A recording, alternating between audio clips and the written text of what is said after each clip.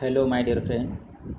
Today's lecture we will start next portion classification of acid and bases and sub point in this case strong and weak acid and strong base and weak base and fifth alkali means तो क्या होता है ये strong acid strong base weak acid weak base.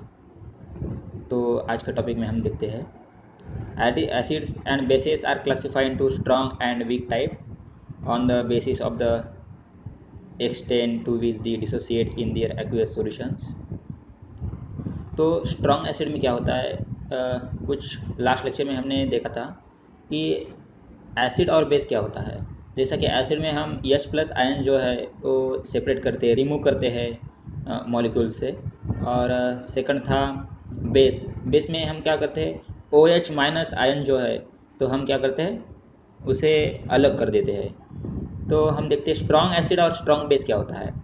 तो strong acid में on dissolving the water, जब हम acid जो है वाटर में डिजॉल्व करते हैं तो ईजिली डिजॉल्व होता है। और strong acid dissociate almost completely and the resulting aqueous solution containing mainly H plus ion and the concentrate acid is radical। Okay, तो कुछ एग्जांपल भी है HCl, जैसा कि H प्लस आयन जो है हमारा अलग होगा और क्लोरीन अलग है। ओके, सेकंड है HBr, इसमें भी H प्लस आयन जो अलग होता है हमारा रिमूव होता है। HNO3 और H2SO4 में भी H प्लस आयन है। और H2SO4 में क्या है, H2 प्लस आयन है। हम ऐसा लिख सकते हैं H2 plus, okay, plus 2, okay, क्योंकि H2 है H2SO4 में। ओके, तो यही हम आज के लेक्चर में देखने वाले हैं। तो क्या होता है स्ट्रॉन्ग एसिड। स्ट्रॉन्ग एसिड जो है तो इजीली वाटर में डिजॉल्व होता है। और वीक एसिड जो रहता है वो भी वाटर में डिजॉल्व होता है लेकिन ईजिली डिजॉल्व नहीं होता है। ओके, इसलिए हम ऐसा बोल सकते हैं कि on dissolving the water weak acid does not dissociate completely. Okay, completely वो डिजॉल्व नहीं होता है। And the resulting aqueous solution contains H plus ion and the concentrated acidic radical in smaller proportion along with larger proportion on the undissociated molecules of acid. क्या होता है, कुछ आधा part जो है वो अनडिसोसिएट रहता है जो कि डिजॉल्व नहीं होता है। ओके, कुछ एग्जांपल है H2CO3, CH3, COOH, it is called as weak acid. CH3COOH का नाम है एसिटिक एसिड। ओके, तो यह है weak acid. Strong acid easily water में डिजॉल्व होता है, वीक एसिड जो है डिजॉल्व होता है लेकिन कंप्लीट डिजॉल्व नहीं होता है, नॉट डिसोसिएट कम्प्लीटली। ओके, तो हम देखते हैं नेक्स्ट बेस के बारे में।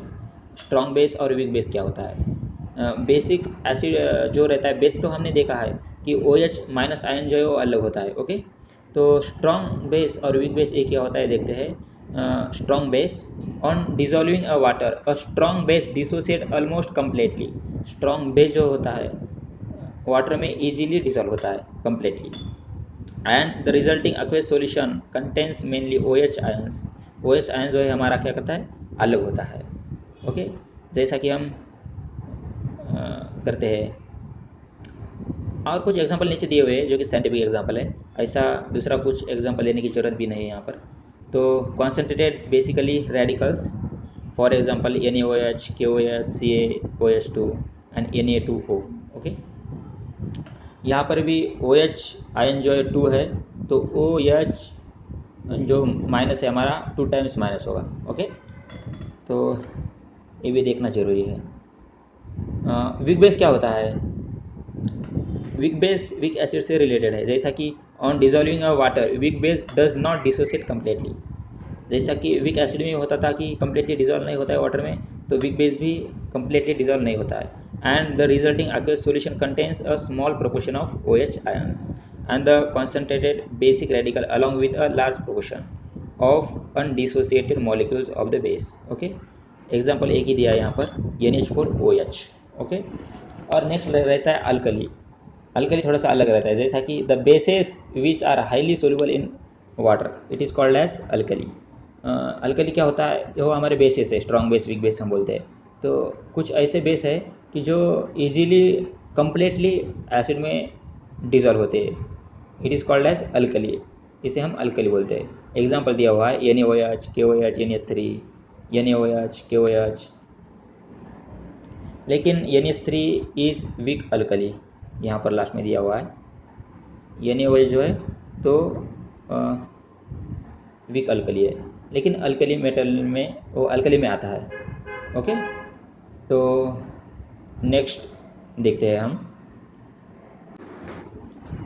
यहाँ पर हम जो टेबल है हमारा बेसिसिटी एंड एसिडिटी, तो ये टेबल कंप्लीट करते हैं हम। ओके, तो क्या होता है ये basicity and acidity? Acidity word तो सुना है, लेकिन बेसिसिटी जो है हमारे लिए थोड़ा सा न्यू वर्ड है। तो बेसिसिटी भी रहता है, जैसा कि हम बोलते हैं एसिडिटी हो गई। ओके, तो बेसिसिटी ही रहता है, लेकिन उतना हम उसका एक्सपीरियंस नहीं कर सकते। ओके, तो acids and bases are also classified according to their basicity and acidity respectively। Okay, तो हम ये ब्लैंक जो है फिल करते हैं, ये जो नीचे वाली वाइट ब्लैंक है तो हमें फिल करने के।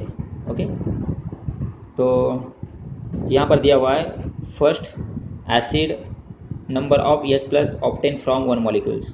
H+ आयन कितने हैं इस एसिडिक मॉलिक्यूल्स में, तो हमें नीचे लिखने का है। ओके, तो देखते हैं कितने हैं। यहाँ पर HCl है, HCl, और HCl में H कितने हैं? 1 है, H+ यहाँ पर लिखते हैं। यहाँ पर भी H+, यहाँ पर H2+ ऐसा होगा, क्योंकि यहाँ पर हाइड्रोजन आटम कितने? 2 है, जैसा कि आप देख सकते हैं। यहाँ पर हाइड्रोजन 2 है तो H2- ऐसा हो जाएगा। यहाँ पर भी H2- हो जाएगा। यहाँ पर H3-, next H3-, next H-, यहाँ पर H3 भी है, H4। ओके, तो नीचे बेसिसिटी का है number of OH ions obtain from one molecules.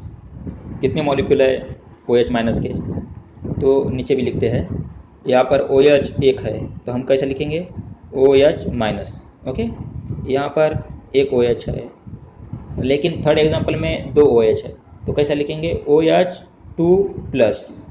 Okay, तो प्लस बेस में रहता है तो 2+ लिखेंगे।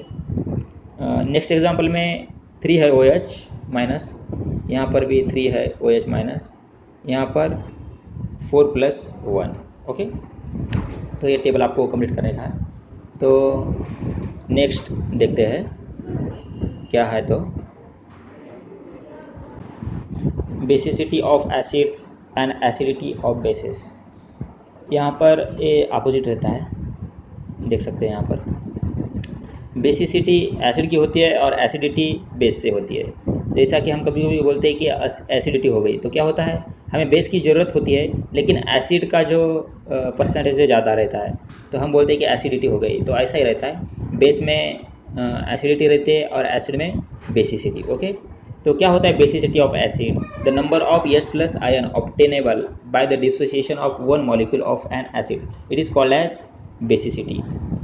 जनरली हम देखते हैं एसिड में क्या होता है, H+ आयन प्रेजेंट रहता है, लेकिन जो डिसोसिएशन है हमारा बेस का, तो इसमें मिक्स होता है और दोनों ही मॉलिक्यूल प्रेजेंट होते हैं। एक ही H+ आयन है तो भी हम क्या कहते हैं, बेसिसिटी ऑफ एसिड।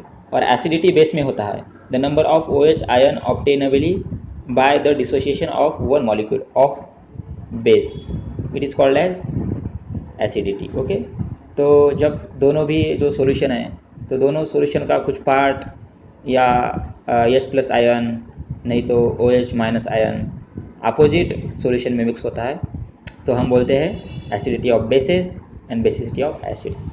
ओके, तो ये पार्ट यहाँ पर हमारा ख़त्म होता है। नेक्स्ट पार्ट है हमारा तो concentration of acid and base, तो ये भी देखते हैं हम। ठीक है,